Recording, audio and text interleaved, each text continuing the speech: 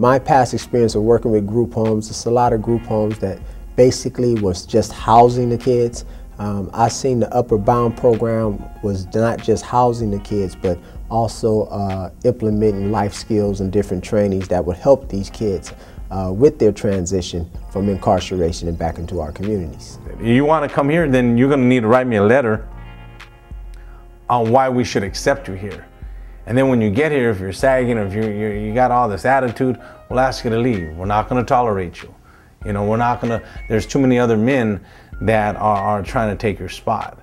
And we're very selective on who we take. How many of you know where Loma Linda University is at? Okay, that's where I graduated from, top of my class. That's where I continue to be. All right.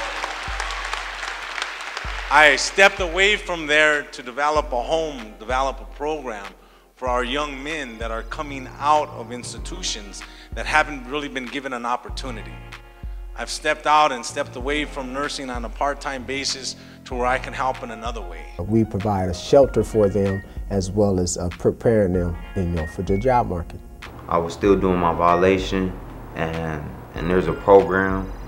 It's called GRIT, Gang Reduction Intervention Team, and they go inside and they run a class. And I found out through the owner, and talked to him, and he made this possible for me. I've been out a month. I've been staying here for the last month. Right now there's 4 other guys, or 3 other guys and me. It's really good. Doesn't matter what they look like, doesn't matter if they have tattoos on their face, it doesn't matter. They just have to act a certain way and they have to do their job. And if they do that, they have a guaranteed job. And that's where it's at. I get gratification out of that. And that's what powers me every day. Right now I'm working at a warehouse, as a temporary job. I'm going to school. I just enrolled yesterday for Valley College. We don't wait for parole to get him a book bag or backpack. We're not going to wait for parole to get him his books. We're not going to wait for parole to get his license, his ID, all those necessities. It's a process. And when they arrive here at this home, we actually go and do it. We take the funds that are generated from them being here and take that money and apply it to whatever they need. Is that they don't see who they are or how they're acting or even their behavior until it's pointed out and in groups. And so our end thing is to show them who they are and who they can become, to give them a positive outlook for our community. They provide a roof over my head, food, and just any kind of advice, counseling, whatever we need, they're there for it. Take us to go watch movies every once in a while, play sports. Try and keep us happy on the bright side about what's really going on in our situation. The living spaces is comfortable. We have the internet for job searching or recreation activities. Pretty much it's just like a place that we really ain't come from. We ain't come from places like these, so give us the opportunity to enjoy a little bit of house living. I'm a registered nurse, graduated out of Loma Linda University, even though I have 3 felony convictions. That's something that's far and few in between, but I'm a student.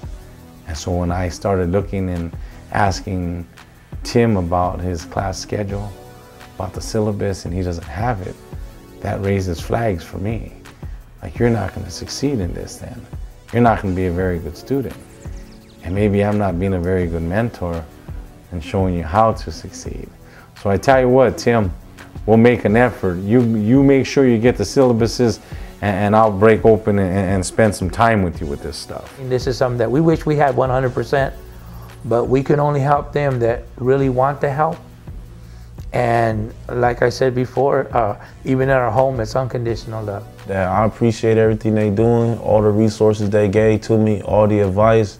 No matter if I take it, their criticism defensively or not, I really understand what they're trying to get into my head. They're trying to embed change into me, and I respect it and I appreciate it. We all know the recidivism rate is very high in California. A large of them will definitely end up back into a controlled environment and institution. But they have a saying in the community that if a kid don't have something to stand for, that kid may fall for anything. So if we didn't have a facility to train them, to house them, where they can at least get 3 meals a day and know that they had structure, it's pretty safe to say that most of them will probably end up back on drugs and back incarcerated.